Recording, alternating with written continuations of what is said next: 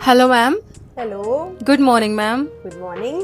Ma'am IVF और IUI में दोनों में डिफरेंस क्या है? आईवीएफ और आईयूआई में बहुत डिफरेंस है। देखो, हम ऐसे समझते हैं, अगर कोई पेशेंट ऐसा है जिसकी दोनों ट्यूब्स ब्लॉक हैं, उसका केवल आईवीएफ हो सकता है। अगर कोई पेशेंट ऐसा है जिसकी एक ट्यूब भी खुली है तो उसका आईयूआई हो सकता है। आईवीएफ में क्या होता है? आईवीएफ में लेडी को इंजेक्शंस लगाए जाते हैं, 8-10 दिन 12 दिन के इंजेक्शंस लगते हैं, एग्स प्रिपेयर किए जाते हैं बॉडी में, फिर उसको बेहोश करके एग्स को बाहर निकाला जाता है, हस्बैंड का स्पर्म लिया जाता है और जो फर्टिलाइजेशन करके एम्ब्रियो तैयार होते हैं उनको यूट्रस के अंदर डाला जाता है। 15 दिन बाद अपने को पता चलता है ये सब करने के कि प्रेगनेंसी पेशेंट को ठहरी है कि नहीं ठहरी है।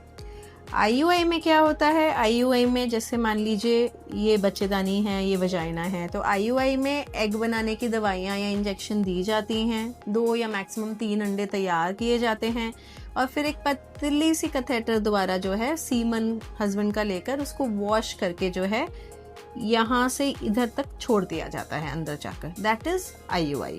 तो आईयूआई के लिए प्री रिक्विजिट ये है कि एटलीस्ट एक ट्यूब पेशेंट की खुली होनी चाहिए।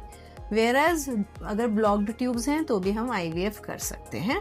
अगर मान लीजिए कोई थोड़ी सी जो है मेल फैक्टर इनफर्टिलिटी है, मान लो स्पर्म काउंट कम है बट बहुत ज़्यादा कम नहीं है, 8-10 मिलियन के आसपास है, तो पेशेंट आईयूआई करा सकता है। बट अगर मान लीजिए स्पर्म काउंट काफ़ी कम है तो फिर उस पेशेंट के लिए आईयूआई नहीं है, उस पेशेंट को आईवीएफ की तरफ या एक्सी की तरफ जाना पड़ेगा। तो मेजर डिफरेंसेस ये हैं। आईयूआई के बाद कोई भी बेड रेस्ट की ज़रूरत नहीं होती है। यहाँ पे हम पेशेंट को आधा घंटा रेस्ट कराते हैं, उसके बाद पेशेंट अपना नॉर्मल एक्टिविटी जैसे वो कर रहा है, सीढ़ियाँ, वजन, आना जाना सब कुछ कर सकता है। कोई खास प्रिकॉशन नहीं चाहिए आईयूआई के बाद।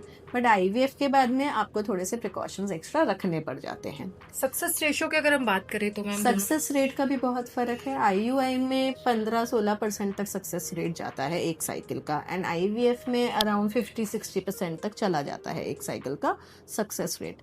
IVF is an expensive procedure, obviously technical procedure है और एडवांस प्रोसीजर है, तो महंगा प्रोसीजर है कंपैरेटिवली। एंड आईयूआई जो है वो सस्ता सा प्रोसीजर है, बहुत ज़्यादा पैसे नहीं लगते हैं आईयूआई साइकिल में।